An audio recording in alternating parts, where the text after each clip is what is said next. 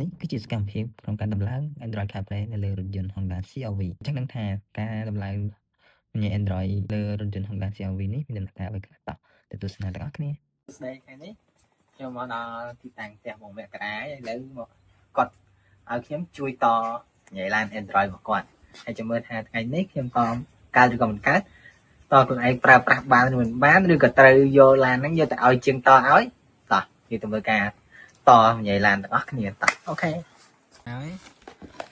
នេះគឺ frame ទៅសម្រាប់ដាក់និយាយ Android លើ CR-V ហើយនោះនិយាយ Android ដែលយើងទិញមកគឺសម្រាប់ដាក់Mitsubishi Montero ទេតែឥឡូវយើងឈប់ដូរចិត្តពី Mitsubishi Montero មកដាក់ CR-V វិញនេះគឺនិយាយ Android យើងដែលយើងបានធ្វើការរបស់ខ្ញុំមុននោះ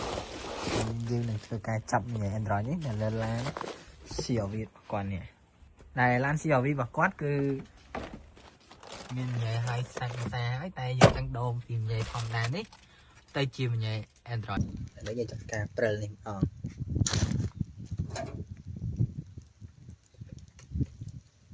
មកយើងស្រីយក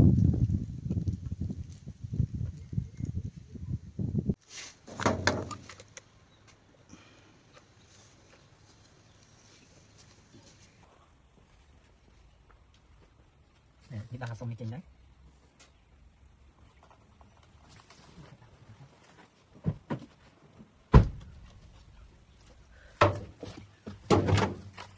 អានេះជីបអីមកជើងហ៎ជីហើយចេះធ្វើចឹងរួចសាក់ទៅសាត្រូវហើយត្រូវដាក់ដាក់អូតែមកចេះហ្នឹងទៅអត់គាត់សាក់មើលទៅមិនគូគ្រប់ហ្នឹងអូអានេះដូចជីបអីហ៎នេះសាប់ដល់កន្លែងជីបអីហ៎កាមេរ៉ាឡានទឹកដាក់ខាងក្រោយឡានពេលយើង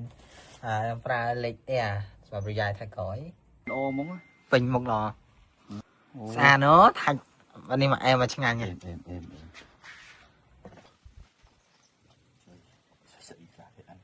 នេះជីបអីណានេះកាមេរ៉ាក្រោយតាមខាងក្នុងស្នំនេះនេះដូចនេះហ្នឹង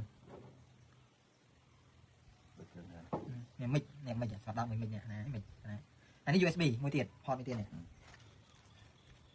ជីបអីport នេះ port 4នេះណានេះដល់តមិនអានេះដល់តមួយឡានដល់នេះធំនេះនេះថាធំនេះមានថានេះនេះ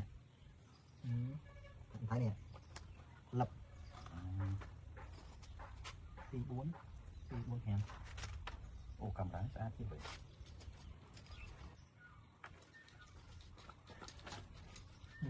cái mấy thằng cái sọt đáp thôi thì mình được có hỏi là nó luônនេះយកចិត្តសម្រាប់ហើយខ្ញុំបានរៀបចំតប្រព័ន្ធដោយអស់លីងហើយឥឡូវឲ្យគាត់បិទកន្លែងអេប៉ុងនៅកន្លែងសុនចាស់ហើយយើងនឹងធ្វើការចាប់បញ្ចូលក្នុងឡានតែម្ដងហើយយើងចាប់ចូលក្នុងនេះវិញ